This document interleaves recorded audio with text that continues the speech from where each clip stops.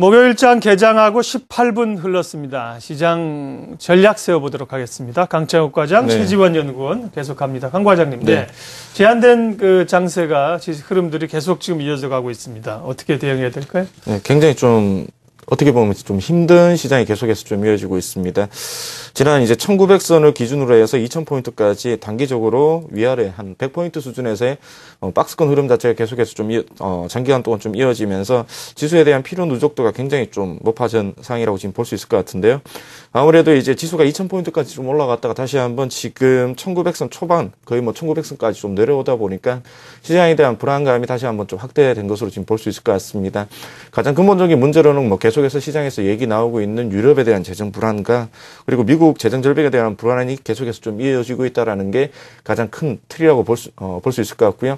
최근 들어서 이제 시장에 좀 이슈로 좀 부각되고 있는 것들이 아무래도 이제 실적에 대한 얘기를 계속해서 좀 이어가고 있습니다. 3분기 실적 일단 이전 발표 이전에는 기대감이 계속해서 좀 확대가 되었었는데 오히려 발표 이후에는 이런 어닝 시즌에 대한 기대감이 확대되기보다는 희석되고 있는 모습이 계속해서 좀 부각되면서 시장 투자 심리를 급속도로 좀 냉각시켰던 가장 큰 요인이지 않나라고 볼 수 있을 것 같습니다. 자, 그렇다면 이제 지수 자체는 계속해서 좀 힘없이 약세 쪽 하락에 대한 힘이 계속해서 좀 나와주고 있다면 그에 대한 대응 전략을 계속해서 좀 이어가는 전략이 좀 필요하다고 지금 보여지고 있는데요. 앞서 이제 환율 동향에 대해서 잠깐 뭐 말씀드렸던 내용들을 쪽에서 다시 한번 좀 찾게 된다면 여전히 원화 강세에 대한 수혜주들 업종에 대해서는 지속적인 좀 접근 전략이 좀 필요하지 않나라고 볼 수 있을 것 같습니다. 일단 뭐 환율에 대한 뭐 원화 강세가 계속해서 좀 이어지고 있기 때문에 원화 강세 우려에 대한 부분들을 계속해서 좀 확대 해석하기보다는 이에 따른 발맞춘 전략, 뭐 어떻게 보면 이제 음식료라든지 관련되어 있는 업종군들에 대해서 여전히 좀 지속적인 뭐 고가 영역권대 계속해서 좀 올라가고 있긴 하지만은 대안주 찾기 영역에서 본다면 일단 뭐 음식료라든지 중소형 업종군들에 대한 관심은 계속해서 좀 가져가야 된다라고 지금 보고 있고요. 그렇다면 이제 다시 좀 보수적으로 좀 시장에 대해서 좀 접근을 해보신다면은 여전히 좀 가장 큰 메리트 있는 업종군들은 지수와 방향성을 좀 무관하게 가져가는 경기 방어 업종군들에 대한 또 두 번째 투자 포인트가 좀 필요한 구간이다라고 볼 수 있을 것 같습니다.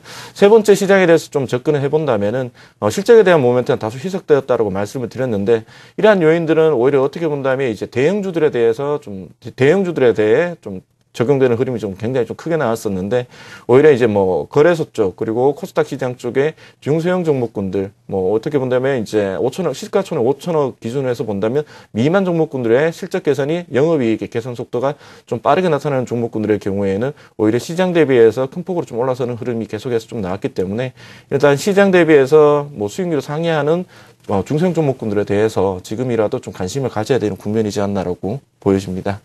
네. 지수가 오르기는 어려운 상황이니까 이제 대안주를 어디서 찾아야 되는가? 중소형주 그리고 또 방어적 성격의 관련주. 최지원 연구원도 비슷한 시각이신 것 같아요. 이제 소비재 관련주 주목하자고 하셨는데 근거하고요. 뭐 관련 종목도 준비되어 있습니까? 네. 앞으로 큰 변수에 대해서는 11월 6일 날 미국 대선이 앞두고 있는데요. 오바마 혹은 롬니 후보 누가 더 선출이 되느냐에 따라서 조금 정책의 방향성은 바뀔 것으로 보여지고요. 그때까지는 우리나라 우량주에 대한 부분도 좀 변동성으로 이어갈 것으로 보여집니다. 지금까지 보시면 우리나라도 뭐 내수주라든지 중국 소비 관련주는 상승 흐름을 보여주었고요. 민감업종 상대적으로 화학주라든지 건설업종은 하락 흐름세를 이어가는데요. 대표적인 주요 업종 차트 보시면서 말씀드리겠습니다. 음식료 업종의 경우에는요. 환율에 앞서서도 말씀해 주셨지만 하락세 그리고 내수주의 강세 흐름에 따라서 상승 흐름을 보여준 반면 대표적인 민감업종이죠. 화학업종이라든지 건설업종은 이렇게 약세 흐름을 이어가는데요.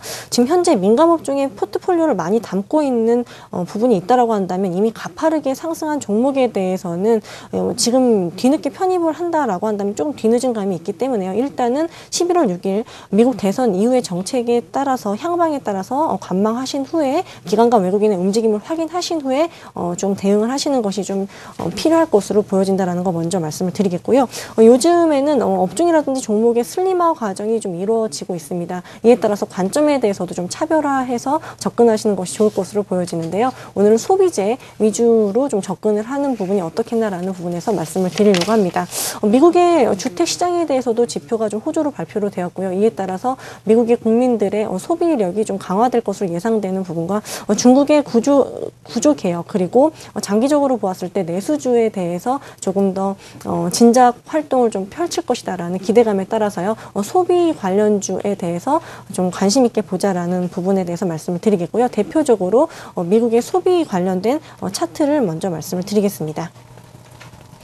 차트를 보시면요. 검정색 차트 흐름을 보시면 핵심 자본재에 대한 주문은 둔화가 되는 흐름으로 검정색 차트 흐름으로 확인을 하실 수가 있으시고요.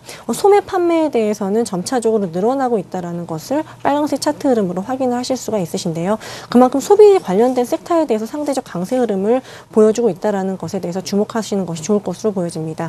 당분간은 뚜렷한 주가지수에 대한 흐름이 보여지지 않고요. 소비 주도에 대한 성장세가 이어질 것으로 예상이 되고 있기 때문에 그런 관점에서 연말 쇼핑 관련된 종목군들에 대해서 함께 바라보시는 시각이 필요하겠고요. IT라든지 소비재 관련된 종목군들로 좀 압축을 해보는 시각도 필요하다는 점에서 말씀드리겠고, 기관과 외국인의 수급이 그중에서도 양호한 종목군들로 선별을 해보았습니다.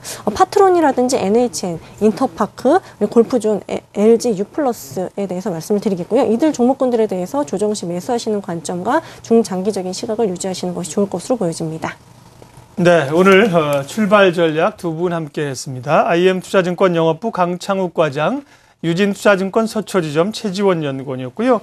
최지원 연구원이 열심히 아침에 방송에 오셔서 수고해 주셨는데, 일단 오늘까지 방송하시고 또 좀 쉬신다고 하셔서 섭섭합니다. 다음에 또 기회 되면 오셔서 좋은 내용 전해주세요. 두 분 고생하셨습니다. 고맙습니다. 감사합니다.